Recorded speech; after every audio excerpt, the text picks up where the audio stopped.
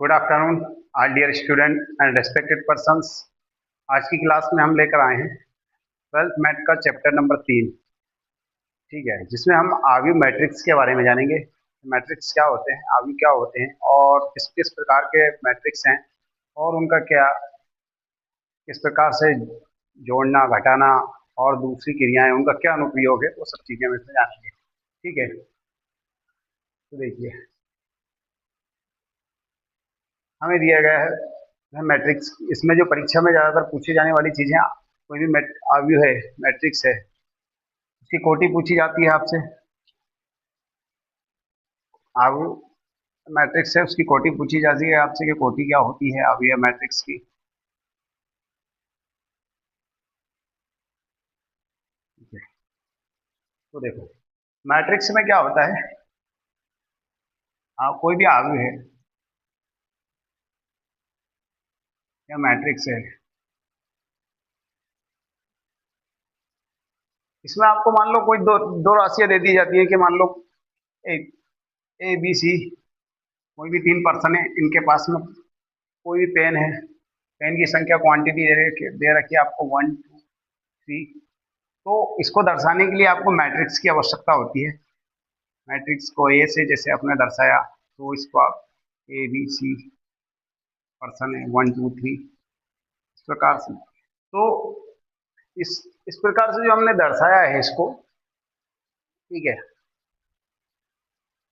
इस प्रकार से इसको हमने दर्शाया है। तो इसमें यहाँ पर ये जो इस तरह लिखे हैं, ये रो हैं, ये क्या है, इसके रो हैं। और ऊपर से ये लिखे हैं, ये क्या है, इसके कॉलम है। ठीक है, इनको बोलते हैं पंक्ति। ऐसे में पंक्ति होती है। और ये ऊपर से ये स्तंभ होते हैं, ये क्या होते हैं, स्तंभ। ठीक है, पंक्ति को रो बोला जाता है और इसको कॉलम बोला जाता है।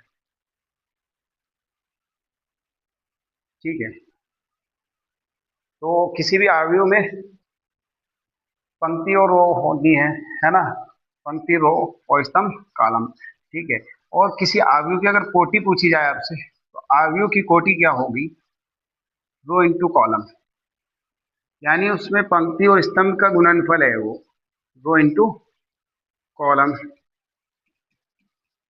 ये आव्यूह की कोटि के लिए सूत्र है। कोई भी आव्यूह उसकी कोटि आपसे पूछी गई तो उसकी जितनी रो है, जितनी पंक्तियां दे रखी है, अब इसमें जैसे देखा जाए तो कितनी रो दिख रही है आपको, वन, एक रो ये, एक ये और एक ये, तीन रो है। ठीक है, और कॉलम देखे जाए तो एक कॉलम दो कॉलम, तो 3 इंटू 2 कोटि है इसकी, 3 इंटू 2 इसकी कोटि है इस प्रकार के आव्यूह की। ठीक है, ये तो हो गया हमारे पास में। अब उसमें कुछ डेफिनेशन है आव्यूह से रिलेटेड, हमारे पास में कौन कौन सी डेफिनेशन हमें दी गई है जो एग्जाम में अक्सर पूछी जाती है। ठीक है, आव्यूह की कोटि के बारे में दिखाया गया है कि एम पंक्तियां तथा एन स्तंभों वाले किसी आव्यूह को एम इंटू एन कोटि ऑर्डर का आव्यूह कहा जाता है। क्या होगा इसका ऑर्डर या कोटि, एम इंटू एन। अगर एम पंक्तियां हैं और एन स्तंभ है, एम रो है, एन कॉलम है, तो ऑर्डर हो जाएगा एम इंटू एन, यानी उसकी कोटि एम इंटू एन है। ठीक है, इसी प्रकार आप देख सकते हैं एम एक 3 इंटू 2 का आव्यूह है, 3 इंटू 2 का आव्यूह यहाँ पर दिखाया गया है, 3 रो और 2 कॉलम का। ठीक है, 3 इंटू 2 का, और फिर 3 इंटू 3 का भी दिखाया गया है, 3 रो 3 कॉलम है। फिर 2 इंटू 3, तो इसमें 2 रो है और 3 कॉलम है, इसलिए 2 इंटू 3 का भी आपको यहाँ दिखाया गया है। आगे बढ़ते हैं हम। आगे हमें दे रखा है आव्यूह के टाइप दे रखे हैं, आव्यूह के प्रकार। स्तंभ आव्यूह। ठीक है, डेफिनेशन पूछी जाती है स्तंभ आव्यूह का। स्तंभ आव्यूह क्या हो जाएगा, एक आव्यूह स्तंभ आव्यूह कहलाता है। ठीक है, यदि उसमें केवल एक स्तंभ होता है। ठीक है, यदि उसमें केवल एक स्तंभ होता है, जैसे आप ये देखिए केवल एक ही स्तंभ दे रखा है इसमें, उन्होंने एक कॉलम दिया है, एक ही कॉलम दिया है, उसे कॉलम मैट्रिक्स क्या हो गए या स्तंभ आव्यूह का हो गए। दूसरा दिया आपको पंक्ति आव्यूह। पंक्ति आव्यूह में भी यही है, ऐसा आव्यूह जिसमें केवल एक पंक्ति होती है, पंक्ति आव्यूह केवल आएगा। ठीक है, जैसे ये दे रखा आपको, यहाँ पे एक पंक्ति दी है मात्र उन्होंने यहाँ, ये पंक्ति आव्यूह कहलाएगा। और अगर इसकी कोटि हो जाएगी तो 1 × 4 कोटि हो जाएगी इसकी। ठीक है, ये पंक्ति आव्यूह है, इसमें केवल एक पंक्ति होती है, वो पंक्ति आव्यूह। स्तंभ आव्यूह आ गया, पंक्ति आव्यूह आ गया। अगला है वर्ग आव्यूह। एक आव्यूह जिसमें पंक्तियों की संख्या स्तंभों की संख्या के समान होती है, एक वर्ग आव्यूह कहलाता है। ठीक है, एक m × n आव्यूह है, वर्ग आव्यूह कहलाएगा यदि m बराबर क्या है, n। m बराबर n ऑब्जेक्टिव में पूछा जाता है, वर्ग आव्यूह के लिए m बराबर n होता है, जितने रो हैं उतने ही कॉलम रहेंगे। ठीक है, बराबर जितने स्तंभ है उतने ही पंक्तियां रहेंगी, वर्ग आव्यूह कहलाएगा। अगला दिया हमें विकर्ण आव्यूह। तो विकर्ण आव्यूह एक ऐसा आव्यूह होता है जिसमें विकर्ण के अतिरिक्त इसके सभी अवयव शून्य होते हैं।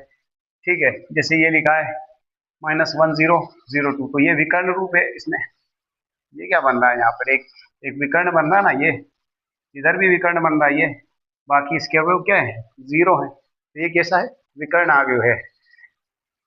ठीक है, ये हो गया डायगोनल मैट्रिक्स हो गया। डायगोनल मैट्रिक्स में इसके जो बाकी अवयव क्या रहेंगे, 0 रहेंगे, उसका जो डायगोनल को छोड़कर। अगला है अदिश आव्यूह। एक विकर्ण आव्यूह अदिश आव्यूह भी कहलाएगा यदि इसके विकर्ण के अवयव समान होते हैं। विकर्ण के अवयव कैसे होते हैं, समान होते हैं। तो जैसे इसमें 1 1 है, देखो ये विकर्ण रूप में, -1 -1, इधर 3 3 है, आपको दिख रहा होगा √3 विकर्ण रूप में। तो ये एक अदिश आव्यूह भी है। ये कैसा, विकर्ण के साथ अदिश आव्यूह भी है ये, जिसमें अवयव एक विकर्ण में एक समान होते हैं। ठीक है, ये इसकी डेफिनेशन हो गई इनके टाइप्स की। अगला दिया हमें शून्य आव्यूह। तत्समक आव्यूह भी पूछा जाता है। एक वर्ग आव्यूह जिसके विकर्ण के सभी अवयव एक होते हैं, जिसके विकर्ण के सभी अवयव एक होते हैं तथा शेष अन्य सभी अवयव शून्य होते हैं। शेष सभी अवयव क्या होंगे, शून्य होंगे। विकर्ण का अवयव क्या होंगे, एक, वो तत्समक आव्यूह कहलाएगा। जैसे ये आप देखिए, यहाँ पर दिया गया आपको, ये दिए गए एक और एक विकर्ण रूप में, यहाँ भी एक एक दिया है विकर्ण रूप में। शेष अवयव क्या है, 0। शेष अवयव क्या है, 0। तत्समक आव्यूह है इस तरह का आव्यूह। इस तरह का आव्यूह तत्समक आव्यूह। शून्य आव्यूह। एक आव्यूह शून्य आव्यूह अथवा रिक्त आव्यूह कहलाता है यदि इसके सभी अवयव क्या होंगे, शून्य होंगे। ठीक है, टोटल 0 है, सभी में 0 0 है सभी में, तो शून्य आव्यूह कह देते हैं हम उसको। ठीक है, ये होगा इसके टाइप्स, जो कि एक डेफिनेशन पूछी जा सकती है 2 नंबर में।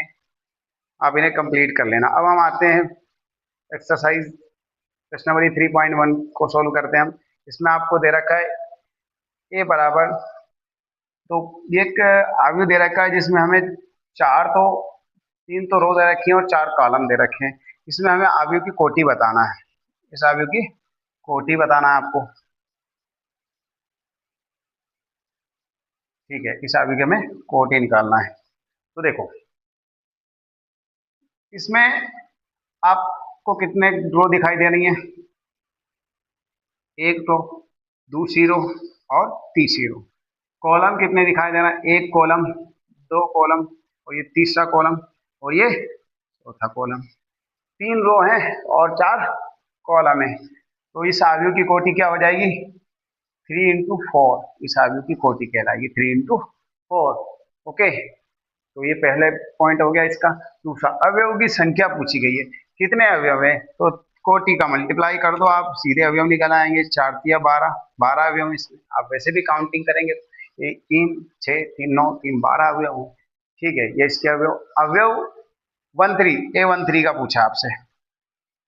A13 यानी पहली रो तीसरे कॉलम में रहेगी। आप पहली रो में तीसरा कॉलम, ये है हमारे पास में 19, क्या है 19। A13 का मान क्या जाएगा, 19। उसके बाद A21, दूसरी रो में पहला कॉलम देखिए, ये दूसरी रो में पहला कॉलम 35। A21 का मान 35। A33, तीसरी रो में तीसरा कॉलम देखिए आप, ये तीसरी रो और तीसरा कॉलम -5। उसके बाद में A23, दूसरी रो में तीसरा कॉलम देखिए आप, दूसरी रो में तीसरा कॉलम, तो 5/2, ये कितना जाएगा, 5/2। ये जो है कि हमारे पहले क्वेश्चन का आंसर हो गया।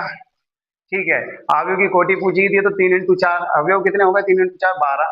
13 पहली रो में तीसरा कॉलम पे 19 था, वो लिख दिया हमने। फिर दूसरी रो में पहले कॉलम पे 35 था, वो लिख दिया। तीसरी रो में तीसरे कॉलम पे -5 था। फिर 23 में 5/2, दूसरी रो में तीसरा था। ये हो गया पहला क्वेश्चन। अगला क्वेश्चन की ओर बढ़ेंगे हम।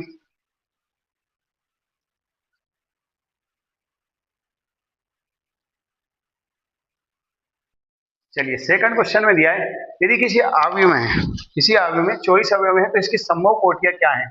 यदि इसमें 13 अवयव हो तो कोटियां क्या होंगी। ठीक है, एक अवयव में 24 अवयव दिए हैं तो संभव कोटियां बताना, और 13 अवयव अगर दिए हैं तो कोटियां क्या होंगी वो हमें बताना है। ठीक है, देखो इसको समझते हैं। कोई भी अवयव दे रखा है हमें, उसमें अवयव में अवयव कितने हैं, अवयव में अवयव कितने हैं, 24।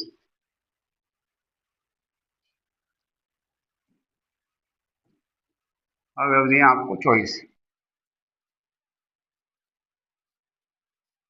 तो हमें संभव कोटियां निकालना है इसकी। संभव कोटियां क्या हो जाएंगी, देखो संभव कोटि में क्या हो जाएगा, इसको लिख सकते हो आप गुणनखंड में के रूप में 1 × 24, 24 × 1, एक तो ये हो गया। दूसरा तीन, अगर 3 को इंटू 8 करो, और या 8 × 3, ये हो जाएगा 6 × 4, 4 × 6। ठीक है, 24 आना चाहिए, 6 × 4, 4 × 6। उसके बाद में 12 × 2, 2 × 12। ठीक है, और तो कोई संख्या बची नहीं है जो है कि 24 को हम जिसमें लिख सकते हैं। ठीक है, ये संभव कोटियां हो जाएंगी हमारे पास में 1 × 24, 24 × 8, 3 × 8, 8 × 3, 6 × 4 और 4 × 6। ओके, ये संभव कोटियां हमारे पास में रहेंगी इसकी।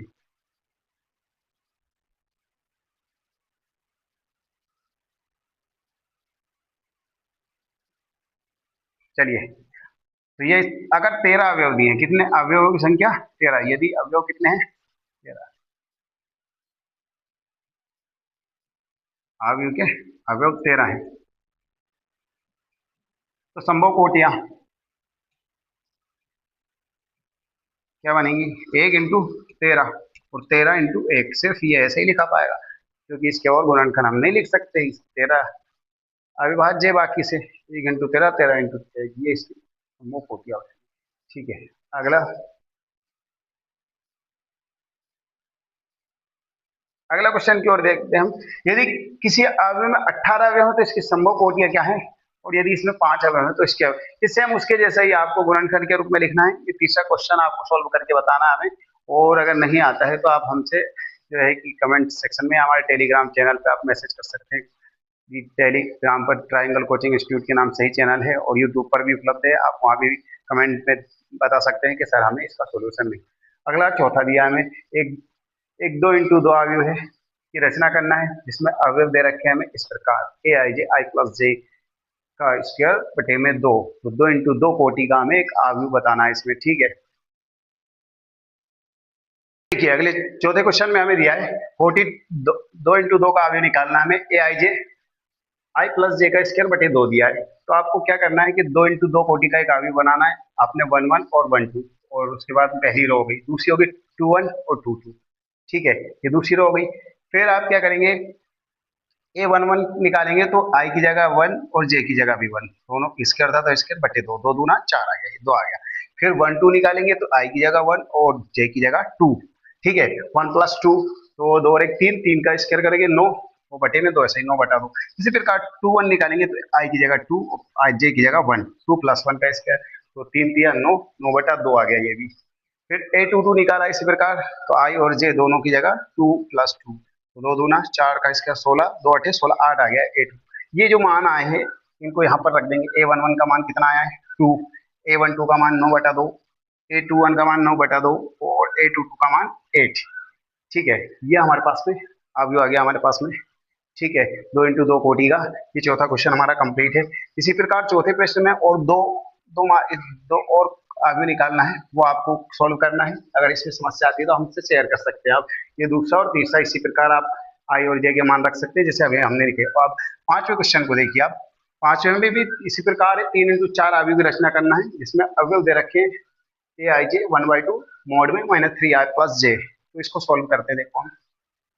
इसमें क्या करेंगे, पांचवे में, पांचवे में हमें कोटि दे रखी है 3 × 4, क्या दे रखी है 3 × 4 कोटि दे रखी है, तो 3 × 4 का एक अवयव बना लेंगे, 1 1 1 2 1 3 1 4, इसी प्रकार 2 1 2 2 2 3 2 4 3 1 3 2 3 3 3 4, ठीक है, 3 रो बना दी और 4 कॉलम हो गए हैं, ठीक है। तो ए आई जे दे रखा है 1/2 -3i + j, ठीक है। तो आपको यहाँ पर मान रखना है आई और जे की जगह, 1 1 निकाला तो आई की जगह 1 और जे की जगह भी 1, तो इसको सोल्व करेंगे 1 आ जाएगा, क्योंकि 3 एकम थी, 3 में से 1 जाएगा तो 2 से 2 कट जाएगा, 1 आ जाएगा। इसी प्रकार आप 1 2 निकालेंगे, आई की जगह 1 और जे की जगह 2, इसे सोल्व किया, 3 में से 2 जाएगा 1, तो 1/2 ही रहेगा, ठीक है। A13 निकाला आपने, तो आई की जगह 1 और जे की जगह 3, 3 एकम 3, 3 एकम, और ये 3 और 3 में से जाएगा 0 हो जाएगा, ठीक है। A14 निकाला आपने, तो ए की जगह, आई की जगह 1 और जे की जगह 4, 4 में से 3 जाएगा तो 1, और 1/2 ही रहेगा A1। इसी प्रकार 2 1 का मान निकाल लिया, 2 रखा, फिर 1, 3 दूना 6 में से 1 जाएगा, 5/2 आ गया, ठीक है। 2 2 निकाल लिया, तो 2 रखा, 3 दूना 6 और 6 में से 2 जाएगा 4, 2 से 2 कट जाएगा, 2 दूना 4, 2 आ जाएगा। A13 निकाला आप, A23 निकाला आपने, ठीक है। तो 3 × आई की जगह 2 और जे की जगह 3, ठीक है, तो 1/2, 3 दूना 6, 6 में से 3 जाएगा 3, 6 में से 3 जाएगा 3, तो ये आ जाएगा हमारे पास 3, 3/2, कितना आ जाएगा इसका मान 3/2। A23 का मान कितना आ गया 3/2, ठीक है। इसी प्रकार आप ये बाकी मान निकालेंगे, हमें बाकी मान में निकाल लेंगे हमारे पास में A31, तो 1/2, 2 रो है हमारे पास में, कितनी रो है 3 रो हैं, A31 वो निकालना हमें, ठीक है। A24 की वैल्यू और निकाल लो, उसके बाद A24 निकाला हमने, 1/2 -3 × 2 + 4, तो ये आ जाएगा, इसको सोल्व करोगे 1/2, 3 दूना 6, 6 में से 4 जाएगा, कितना बचा 2, 1/2 × 2, तो 1 आ जाएगा, कितना आ जाएगा 1। A31 निकाला आपने इसी प्रकार, तो -3 × 3 + 1, मान रख दोगे आप, ये आई की जगह 3 रख दिया और जे की जगह 1, तो 1/2, 3 3 9 में से 1 जाएगा 8, 2 चुके 8, 4 आ जाएगा। A32 मोड से बाहर है, इसलिए प्लस माइनस से प्रॉब्लम नहीं है, प्लस माइनस प्लस का ही आएगा सभी, क्योंकि मॉड है ना। A32 1/2, 3 माइनस का × 3 + 2, तो 3 3 9, 9 में से 2 जाएगा 7, 7/2। A33 निकाला आपने, 1/2, 3 × 3 + 3, 3 3 9, 9 में से 3 जाएगा 6, 6/2, तो 2 3 6, 3 आ जाएगा। A34 निकाला आपने, 1/2 -3 × 3 + 4, 3 3 9, 9 में से 4 जाएगा 5, 5/2 प्लस का ही आएगा, ठीक है।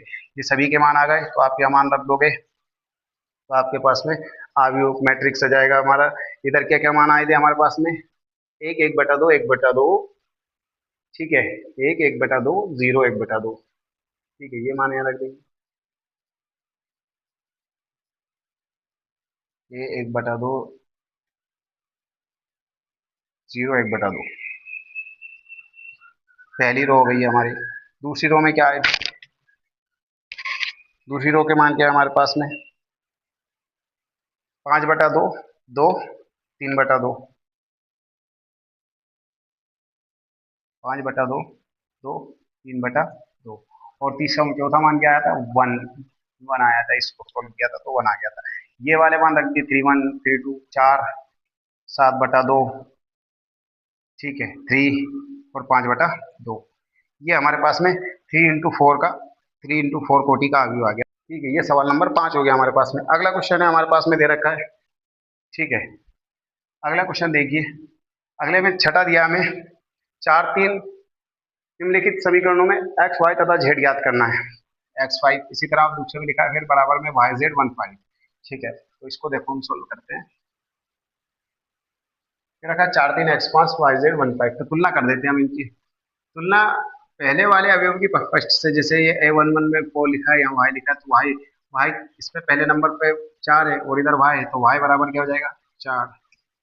इसी प्रकार जेड बराबर 3, दूसरे नंबर पर 3 लिखा, यहाँ जेड लिखा, और यहाँ इधर नीचे की ओर फर्स्ट पे एक्स बराबर 1, ये तो एक्स की वैल्यू 1 है, वाई की वैल्यू 4 है, और जेड की वैल्यू 3 है। ये क्वेश्चन नंबर 6 का फर्स्ट आ गया, एकदम इजी है, आप तुलना करके सॉल्व कर सकते हो इस प्रकार। चलिए अगला देखते हैं हम। छठे में हमें दे रखा है, छठे के सेकंड में x plus y 2 5 plus z x y. ठीक है, इसको सॉल्व करते हैं। छठे का second, x plus y 2 5 plus z x y, 5 plus z है या 5 5 प्लस जेड एक्स वाई बराबर हमने लिखा 6 2 5 8, 6 2 5 8 ये दिया हमें, इससे इक्वल में। ठीक है, इसको सॉल्व करते हैं हम, तुलना करेंगे हम। तुलना करने पर, तुलना की हमने तो एक्स प्लस वाई फर्स्ट वाले अवयव की फर्स्ट से हो जाएगी, एक्स प्लस वाई बराबर 6, और 5 प्लस जेड यहाँ पर लिखा है, और इधर थर्ड पे लिखा 5 प्लस जेड बराबर 5, ये, और जो फोर्थ नंबर पे लिखा है एक्स वाई इजकल टू 8, ये तीन इक्वेशन हमारे पास प्राप्त हो जाएंगी, फर्स्ट सेकंड और थर्ड। इनको आप सोल्व कर लेंगे तो 2 से, समीकरण 2 से आप लिख सकते हो z बराबर 5 में से 5 चला जाएगा 0, z की वैल्यू क्या आ गई 0, z की वैल्यू 0 आ गई, z की वैल्यू 0 है तो x प्लस वाई बराबर 6 हमारे पास, x प्लस वाई बराबर कितना है 6, लिख सकते हो आप x बराबर 6 माइनस वाई। ठीक है, ये y बराबर x 6 माइनस एक्स कोई भी वैल्यू निकाल सकते हो, 3 में रख दिया, समीकरण 3 में, 3 में मान, समीकरण 3 है आपके पास में, एक्स वाई बराबर 8, एक्स की जगह रख दिया 6 माइनस वाई, और यहाँ है वाई बराबर 8, 6 का वाई में गुना 6 वाई, वाई का वाई स्क्वायर में मल्टीप्लाई वाई स्क्वायर बराबर 8, तो वाई स्क्वायर उधर जाकर प्लस का 6 वाई माइनस का और 8 प्लस का बराबर 0, गुणनखंड कर लिए इसके, y square minus 6 y plus 8, इसको सोल्व कर लिया, y square minus 6 y plus 8, तो वाई स्क्वायर इसे लिख सकते हैं हम 6 आ रहा है, तो 8 आना चाहिए गुना करने पर, और जोड़ने घटाने पर 6, तो 4 वाई और 2 वाई कितना 6, 4 दूना 8 भी होता है, बस कॉमन ले लिया, y minus 4, y minus 4, y minus 4 minus 2 common ले लिया, वाई माइनस 4 ये भी ओके बराबर 0, तो वाई माइनस 4, ये हमारे पास में वाई माइनस 4 और ये वाई माइनस 2 बराबर 0, तो वाई की वैल्यू 4 या 2, दो वैल्यू आएंगे, वाई की वैल्यू 4 पर, एक्स बराबर क्या है हमारे पास 6 माइनस वाई, एक्स एक्स की वैल्यू क्या है वहां पर 6 माइनस वाई, एक्स की वैल्यू आपके पास 6 माइनस वाई, तो एक्स है या तो 6 माइनस 4 करोगे, या एक्स बराबर 6 माइनस 2 करोगे, 6 में से 4 जाएगा 2, और ये एक्स बराबर 6 में से 2 जाएगा 4, तो ये एक्स के मान आ गए, वाई के मान ये आपके पास में 4 और 2, और जेड की वैल्यू तो आपने निकाल ही दी होगा, जेड की वैल्यू आपके पास कितनी आई थी 0, ये सभी के मान आ गए इस इक्वेशन में भी। ठीक है, ये हमने इस प्रकार आप इनको सोल्व कर सकते हो। इसके बाद में 6 में एक और दिया गया है, वो आपको घर पर सोल्व करना है, अगर समस्या आती है तो आपको हमें बताना है। आप हमारे राइजर ऐप को डाउनलोड कर लीजिए ताकि आपको वहाँ पर सभी हमारी वीडियो मिल जाएंगी। उसके बाद में आप हमारे YouTube channel triangle coaching institute को भी फॉलो कर लें, वहाँ पर आपको मैथ और बाकी सब्जेक्ट से रिलेटेड वीडियो उपलब्ध हो रहेंगे। ठीक है, अगला क्वेश्चन नंबर 7 दिया है हमें, सेवन में दिया है समीकरण A minus B two A plus C, A minus B two A plus C और टू ए minus B three C plus D.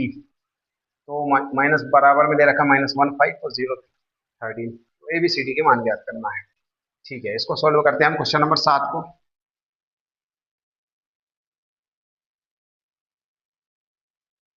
7 है 3.1 का। ठीक है, क्या दे रखा है आपको, A minus B two A plus सी,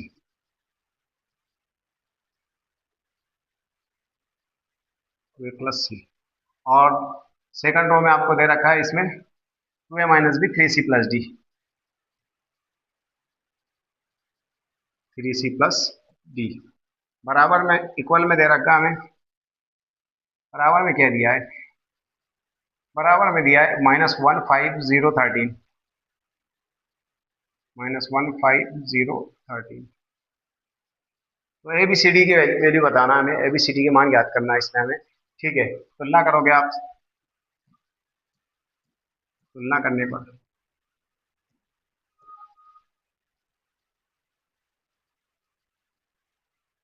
ठीक है, तुलना करने पर ए माइनस बी बराबर माइनस का वन, पहले वाले अवयव में माइनस वन है।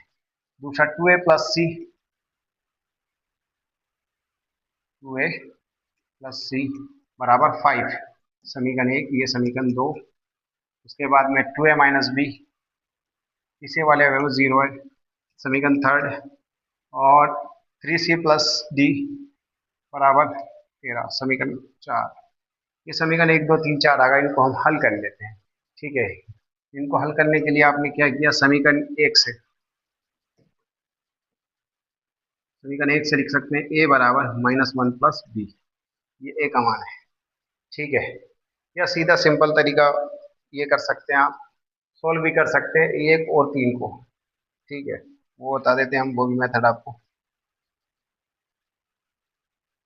देखो समीकरण एक और तीन को हल करोगे आप, तो इसमें इसमें माइनस भी है, इसमें भी माइनस भी है।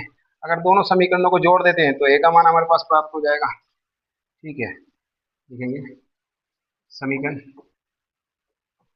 एक व तीन को जोड़ने पर, सॉरी घटाने पर, क्योंकि दोनों में माइनस का है, ए माइनस बी बराबर माइनस वन और टू ए माइनस बी बराबर जीरो,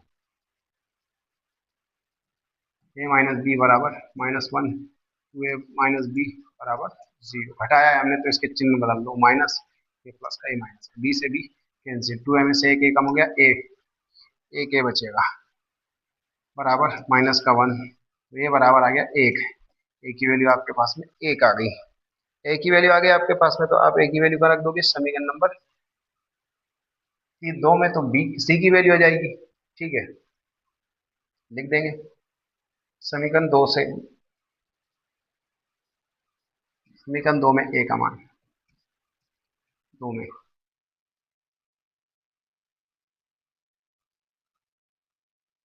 ए का मान, समीकरण दो में आपने ए का मान रखा। समीकरण दो क्या है आपके पास में, समीकरण दो है टू ए प्लस सी बराबर five, to A plus C बराबर five, to A plus C बराबर फाइव। तो टू ए, ए की जगह मान रख दिया आपने वन। ठीक है, तो हमने ए की जगह मान रख दिया वन, सी के ऐसा ही, सी की वैल्यू है नहीं, दो एकम दो, पांच में से दो गया, कितना बचा, तीन, सी का मान आएगा तीन, क्या आ गया आपके पास में, सी का मान तीन, सी की वैल्यू आ गई थ्री, और डी की निकाल लेंगे। ठीक है, डी की है हमारे पास में, ए की आ गई, सी की आ गई, डी का निकाल लो, चार में मान रख देंगे, three A plus three C plus D बराबर तेरह, थ्री सी प्लस डी बराबर तेरह, समीकरण चार से थ्री सी प्लस डी बराबर तेरह। तो थ्री सी, सी का मान है आपके पास में, सी का मान है कितना आया है, सी का मान तीन, तीन रख दो, प्लस डी बराबर तेरह। तो तीन तिया नौ, तेरह में से नौ जाएगा, कितना बचेगा, चार। ठीक है, तो ए बराबर 1। बी बराबर कितना आया है, बी बराबर निकालना है हमें, बी भी फाइंड कर लेंगे। ओके, सी का मान 3 आया है, सी का मान 3 आया है, और रख दो डी का मान 4 आया है। बी निकालना है तो ये आप मान रख दो समीकरण 1 से, ए माइनस बी बराबर कितना है, -1। यस, तो ए का मान आपके पास में 1 आया है, तो बी बराबर -1 तो माइनस का बी बराबर -2, तो बी बराबर कितना आ गया 2। ये बी का मान 2 आ गया, ए बी सी डी के मान आ गए। ठीक है, ये क्वेश्चन नंबर 7 हो गया हमारे पास, ए बी सी डी की वैल्यू आ गई हमारे पास। ठीक है, अगले क्वेश्चन की ओर को देखते हैं हम। 7 के बाद में 8वां दिया है हमें, दो ऑब्जेक्टिव टाइप क्वेश्चन दिए गए, 8वां और 9वां, और 10वां ऑब्जेक्टिव टाइप क्वेश्चन दिए गए हैं। इसके बाद में ये हमारा 3.1 कंप्लीट हो जाएगा, बहुत कम क्वेश्चन दिए गए 3.1 में। तो देखो 8वें में दिया है ए बराबर मॉड, ए बराबर आगे में लिखा है ए आई जे एम इंटू एन एक वर्ग आगे होगा। ठीक है, एम इंटू एन क्या मतलब उसकी कोटी है, ये रो और कॉलम को प्रदर्शित करता है। तो कब वो वर्ग आगे होगा, जब रो और कॉलम दोनों की क्वांटिटी क्या होगी, इक्वल होगी, यानी एम बराबर क्या होगा, एन, एम बराबर क्या होगा, एन। ठीक है, तो ये जो है वर्ग आगे कहलाएगा, सी वाला ऑप्शन इसका राइट रहेगा। नवा दिया एक्स तथा वाई के प्रदत्त किन मानों के लिए आयु के निम्नलिखित युग्म समान होंगे। हमें बताना है कि किन मानों के लिए सत्य होगा कि ये दोनों समान होंगे। ठीक है, तो इसमें आपको वैल्यू फाइंड कर लेना है, जैसे हमें दे रखा है 90 में 3x+7 बराबर 5 दिया, इसको करते हैं हम सॉल्व। नवा 3x+7 5 y+1 y+1 2 minus 3x बराबर 0 y-2 8 4 0 y-2 8 4 ये दे रखा है। आप तुलना करोगे, तुलना, तो 3x+7 बराबर 0 एक इक्वेशन, y-2 बराबर 5 दो इक्वेशन। ठीक है, y+1 बराबर 8 थर्ड इक्वेशन, और 2 - 3x बराबर 4 फोर्थ इक्वेशन। समीकरण 1 से, सॉरी 3 से, समीकरण 3 से आप देखेंगे। ठीक है, y बराबर 8 में से 1 जाएगा, तो y बराबर क्या आ गया 7, y की वैल्यू 7 होगी। और 4 से आप देखेंगे, 4 से तो 2 - 3x बराबर 4 लिखा है, तो 3x बराबर 4 - 2, तो 3x बराबर 2, तो x की वैल्यू आ जाएगी 2/3। तो x की वैल्यू क्या रहेगी 2/3, x की वैल्यू आई कितनी -2/3। इसको सोल्व किया हमने, 2 - 3x बराबर 4 को 2, तो x की वैल्यू होगी -3/2 और y की वैल्यू 7। देखते हैं हम कौन से ऑप्शन में दिए गए हैं ये आंसर। ठीक है, x की वैल्यू -2/3 और y की वैल्यू 7, सी वाला ऑप्शन आएगा, इसमें क्या आएगा, ऑप्शन सी इसका आंसर रहेगा। ये इसमें भी सी।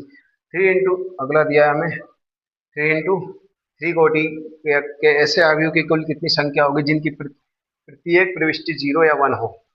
ठीक है, प्रत्येक प्रविष्टि 0 या 1। तो देखिए क्वेश्चन नंबर 10 में दिया है 3 × 3 कोटि के कैसे अवयव की कुल कितनी संख्या होंगी जिसके जिनकी प्रत्येक प्रविष्टि 0 या 1 है। ठीक है, जिनकी प्रविष्टि 0 या 1 है उनकी संख्या बताना है हमें, कितनी होगी, अवयव की कुल कितनी संख्या होगी। ठीक है, देखते हैं।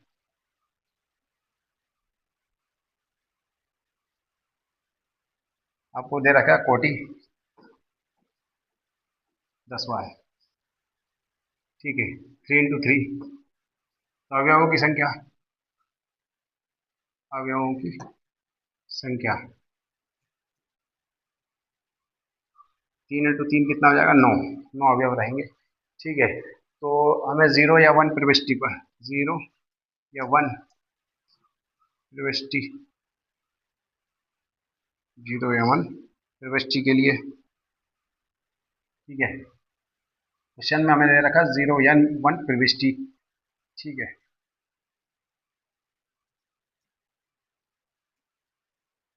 लिए कोई, तो देखो 0 या 1 कितने नंबर हो रहे हैं, 2 नंबर, 2 की पावर 9 लिखेंगे ये टोटल।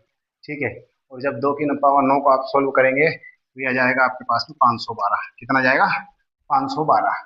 ओके, तो ये हमारे पास में ऑप्शन नंबर इसका आ जाएगा डी वाला, 512। ओके, ये जो डी ऑप्शन है वो इसका आंसर है 512।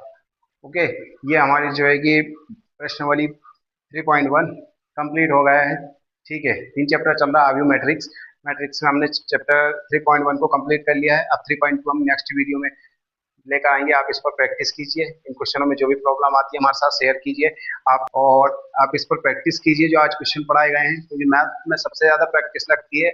और मैथ जो है कि आपके परसेंट को या तो बहुत हाई ले जा सकता है या बहुत डाउन ले जा सकता है। इसलिए जो भी छात्र मैथ्स ले बैठे हैं उनसे मेरा आग्रह है कि वो रेगुलर गणित का अभ्यास करें, रेगुलर प्रयास करें, रेगुलर प्रैक्टिस करें, क्वेश्चनों को सॉल्व करें और क्लासें लगातार देखते रहें। ठीक है, आप ट्राइजा ऐप पर आपको हमारी क्लासें सभी मिल जाएंगी, हम सभी क्लासें वहाँ उपलब्ध करा देंगे। उसके बाद में पीडीएफ भी उपलब्ध कराएंगे। आप हमारे यूट्यूब चैनल पे भी ट्रायंगल कोचिंग इंस्टीट्यूट के नाम से उसे भी आप सब्सक्राइब कर लें, ताकि आपको आने वाली अपडेट मिलती रहे। आप मेहनत कीजिए, समय बहुत तेजी से निकलता है और ये बचे हुए महीने भी बहुत जल्द निकल जाएंगे और फिर से आपका एग्जाम आपके पास आ जाएगा। आप सोचते रह जाएंगे कि तैयारी करेंगे। ठीक है, तो इसलिए जीवन में सोचने से ज़्यादा आपका एक्शन लेना जरूरी है। जो भी कार्य कर रहे हैं उसके प्रति आप कोई ना कोई क्रिया एक्शन लीजिए, उसके बाद ही संभव हो पाएगा। जय हिंद, जय भारत।